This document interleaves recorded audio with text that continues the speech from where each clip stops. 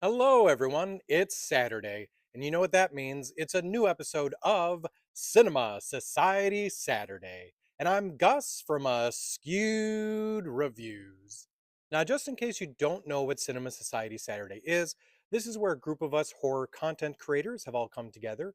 Then each week we are randomly given a theme. We then partner up and give our partner a movie that fits within the theme, and then we review all of those films for all of you. Now, for this week, we changed things up a little bit as we actually chose the topic since, we all love horror movies and this is the week of Halloween. So, of course, the theme is Halloween movies that take place on or are around or about the holiday. And for this week, I was actually lucky enough to have two partners. And my first one was Professor Kimber. And if you're not already following her, definitely go and do so. She has some really fun content, some great reviews, and she's just got a great personality. So go and check out her stuff. Also, let's see if we can try to get her up to 1,000 followers. And for this week's theme, Kimber gave me the movie of Dark Night of the Scarecrow. That's right, the 1981 film directed by Frank D. Falletta. So I was actually really thankful that Kimber gave me this movie, mainly due to the fact that I realized I had never actually seen this one before. I kept getting this one confused with The Town That Dreaded Sundown, and so I guess I just thought I had watched this one, but I hadn't. And this is definitely a classic horror movie that if you haven't seen it, you definitely need to check it out. So let me tell you more about the concept here to see if it's something that you'd like to check out for yourselves. So this movie takes place in a small farming town, and we do meet two characters pretty soon off, Bubba and Mary Lee. Now Mary Lee is one of the children of the town, and Bubba, even though he is a full-grown adult, is a bit of a simpleton. He does have some issues, but he is a very nice man and does seem to really care about his friend Mary Lee.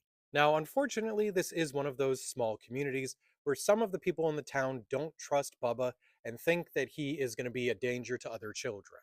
One day, while Bubba and Mary Lee are walking home, Mary Lee decides that she wants to sneak into a neighbor's backyard through their fence to check out their really cool garden.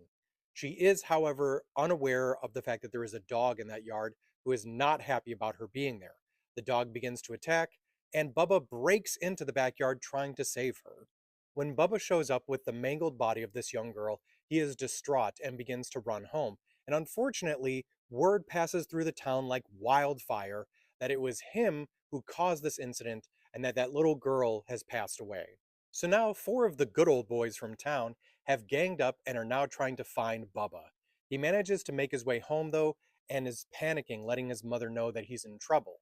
His mother says that he needs to play hide and seek, to where he dresses up as a scarecrow and hangs out in the middle of a field. Now, Otis, Harless, Philby, and Skeeter are trying to find him, and eventually they do. And instead of trying to figure out what actually happened, they all begin just shooting away until Bubba is no more. Almost immediately afterwards, they end up discovering that Bubba actually didn't do anything and that the young girl is still alive.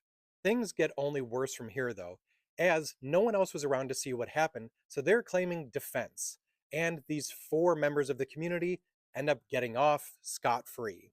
But don't worry, folks, this isn't the end of the movie. It now becomes a revenge horror film.